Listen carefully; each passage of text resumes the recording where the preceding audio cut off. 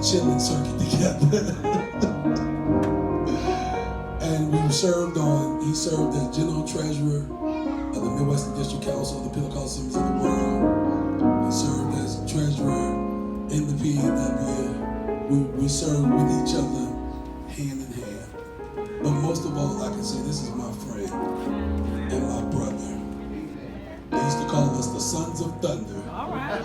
When they saw us walking in the church, they were like, here come the Sons of Thunder. And Bishop Johnson, I'll never forget this, and I'll take this to my grave. Bishop Johnson called me, Pastor Thompson and Pastor Francis, giants. Giants. And so he's pastoring the Lighthouse Church in Belleville, Illinois. That's right across the bridge in St. Louis. East St. Louis. He from East St. Louis. You know, like Daniel said, what good can come out of Nazareth when he talked about Jesus? He from East St. We didn't go to East St. Louis.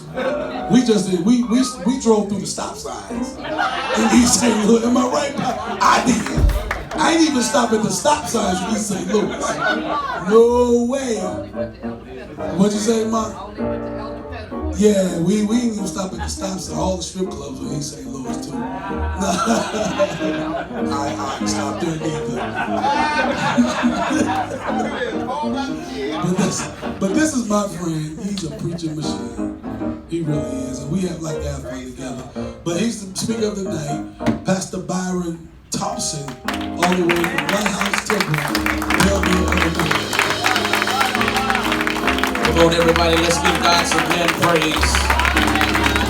Amen. You may be seated just for a moment. Certainly want to give honor to God, to the Spirit of Christ that is here. Certainly to the angel of this house, my dear friend, my brother, my fellow yoke servant. We are like Elliot and Everett. We've traveled together. We've had fun together going to conferences and conventions, and we stayed in the same rooms together.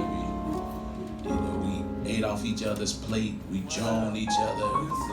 Talked about, we cut up together. And so, although you all may not know me, I consider him to be like my blood brother, and I'm grateful for him and everything that God is doing for him. So, church, let's give Pastor Eric Jefferson, EVJ. We call him EVJ. Give him a hand. Let's give God some love.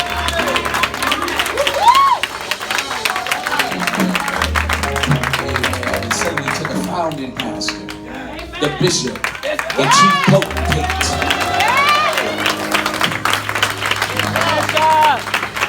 Bishop, so glad to see you, and to Mom, amen. Thank God for you both. We're so happy to be here, amen. I'm starting to find out that my business trip was secondary.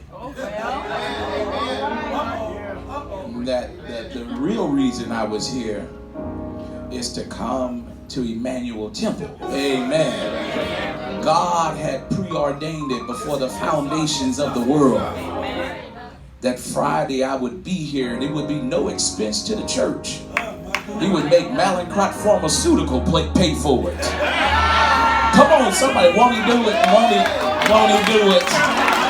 Won't he do it? And so I'm grateful to God. Certainly we bring greetings from the Lighthouse Church. My wife, she wanted to be here, and our connect with the airline tickets didn't come through, so I had to keep her at home. Amen. But she'll be there when I get back. Amen. Certainly we bring you all greetings. I count it not a small thing. Pastor Eric and I, what we didn't know, and he's alluded to, what we didn't know is we thought we were just doing ministry. We didn't think really the significance of what we were doing. We would go to substance abuse clinics, and mental health facilities and hospitals and street meetings and tarry with people on the ground till they came through, and we would see alcoholics delivered, crack cocaine addicts delivered. We didn't know what God was up to, but God was up to something. He was up to something. We didn't know that this day we would be pastoring churches and leading flocks and congregations, but God knew it. God knew it, and we're grateful to God for everything that He's done in our lives. Our stories we are friends. You all probably have never heard of me, but we are friends to the end. In fact, the story that he was alluding to was at Pastor Francis's installation.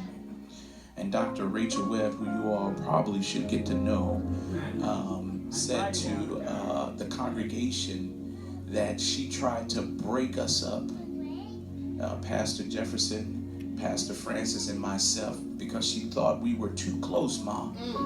She thought that we didn't have enough individuality. She went to Bishop Johnson on us. She said, Bishop, she wasn't jealous. She thought we didn't have individuality. And she thought we were too connected to each other to really experience what God wanted for us. And so she went to Bishop Johnson and said, Bishop Johnson, I need to break this crew up.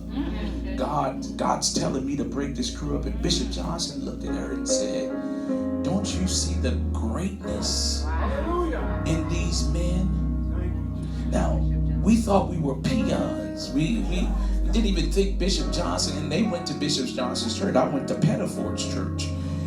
We didn't even think Bishop Johnson really knew what we were doing, but Bishop Johnson saw greatness in us. And he told her, do what God has told you to do. So she proceeded to do it. But the day after Pastor Francis's installation service, guess where we were? All three of us were back together having breakfast, because you can't keep a good thing apart. And so this is my dear friend whom I love, my brother. Amen.